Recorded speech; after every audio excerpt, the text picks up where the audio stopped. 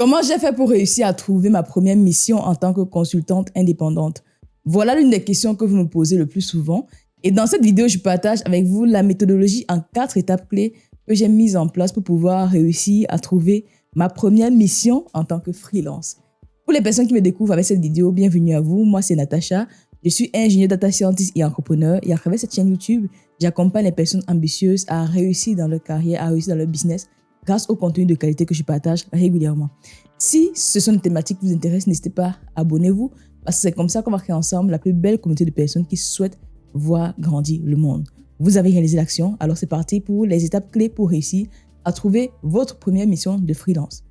Qu'est-ce qu'un freelance? Qu'est-ce qu'une personne en indépendance? C'est juste tout simplement une personne qui a des compétences, qui a une expertise dans un domaine clé et qui est capable d'apporter ses prestations justement auprès des entreprises. Ça peut être des startups, ça peut être des PME, ça peut être des grandes entreprises. Donc, en tant que freelance, ma mission, c'est de réaliser exactement les mêmes tâches que lorsqu'on est salarié. Mais la seule différence clé intervient dans le contrat, en fait. Lorsque vous êtes freelance, vous êtes autonome, vous êtes une entreprise et vous faites de la prestation de service. Comment faire pour devenir freelance lorsqu'on est salarié? La première étape clé que moi j'ai mis en place, je suis allé discuter avec toutes les personnes freelance que je connaissais dans mon réseau. Vraiment, vous également. Vous êtes data scientist, vous êtes data analyst, vous êtes dans les travaux publics, vous êtes boulanger, quel que soit le domaine dans lequel vous êtes, je ne sais pas trop, mais quel que soit le domaine, première étape clé, identifiez autour de vous les personnes qui sont freelance, qui sont à leur propre compte, qui sont indépendantes et qui apportent de la valeur aux entreprises, d'accord?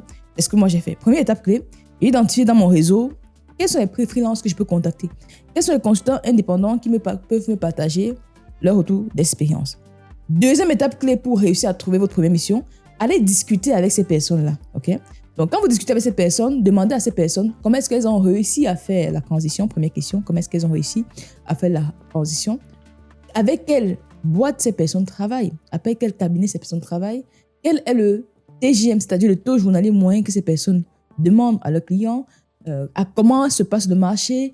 Quel type de clients ciblés? Donc, préparez vraiment les entretiens avec ces personnes pour pouvoir avoir le maximum d'informations possibles. Et c'est même l'étape la plus importante. On discute avec ces personnes, on comprend le marché, on comprend les besoins, on cible les entreprises. Okay?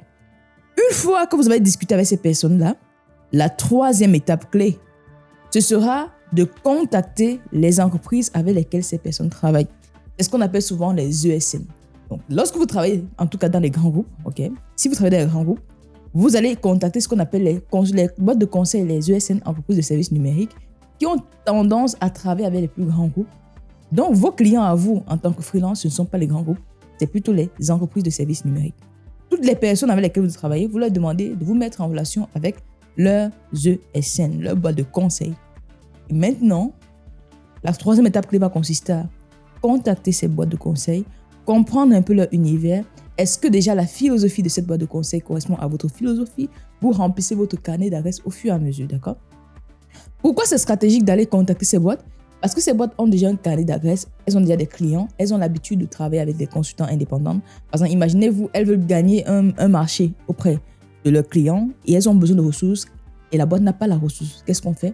On va vous contacter, vous, parce que vous êtes présenté, vous avez l'expérience, vous avez l'expertise des CSR. Donc, la troisième étape clé, ce sera de contacter les boîtes de conseil de votre expertise. Si vous êtes un data scientist, demandez-vous quelles sont les boîtes de conseil spécialisées en data science. Si vous êtes dans le marketing, demandez-vous quelles sont les boîtes de conseil spécialisées en marketing.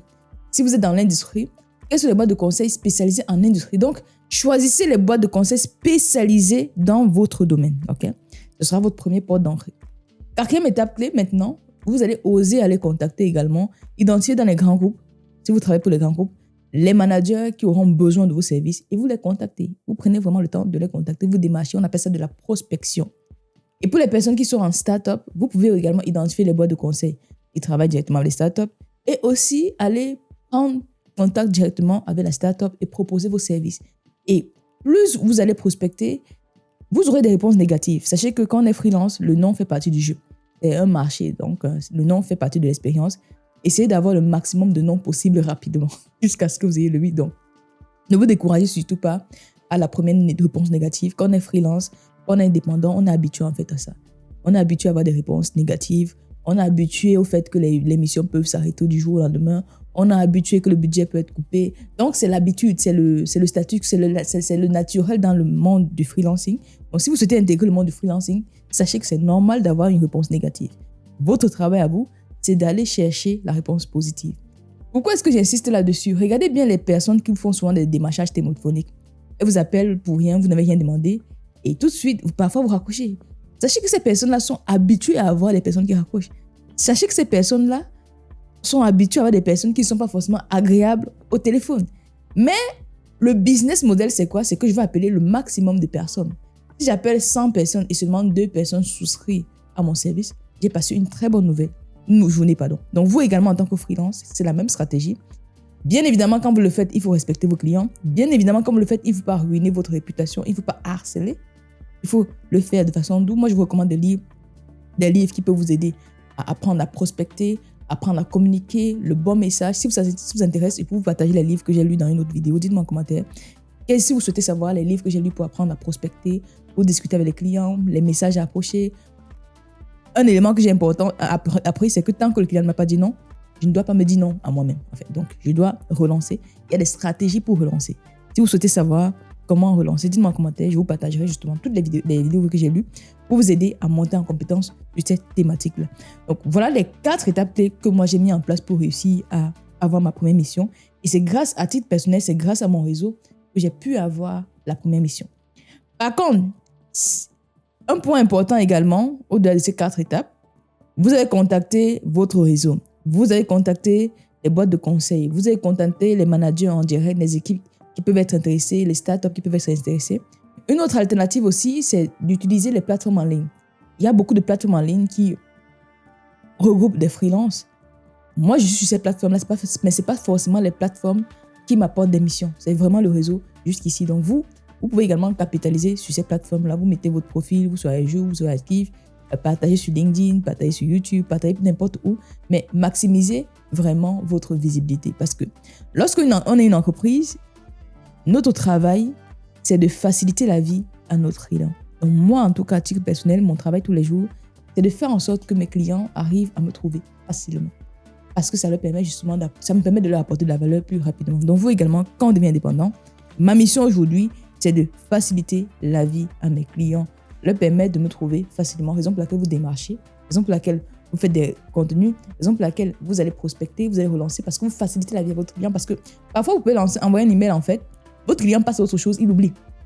Donc, comme je suis freelance, je veux faciliter la vie à mes clients, je relance, parce que je sais que le client peut oublier, je relance de façon polie, je relance, il y a les manières de relancer. Donc, les amis, allez-y à fond, pensez, c'est un game qui fait plaisir à jouer. Moi, je vous invite vraiment, pour toutes les personnes qui souhaitent devenir freelance, allez-y, lancez-vous.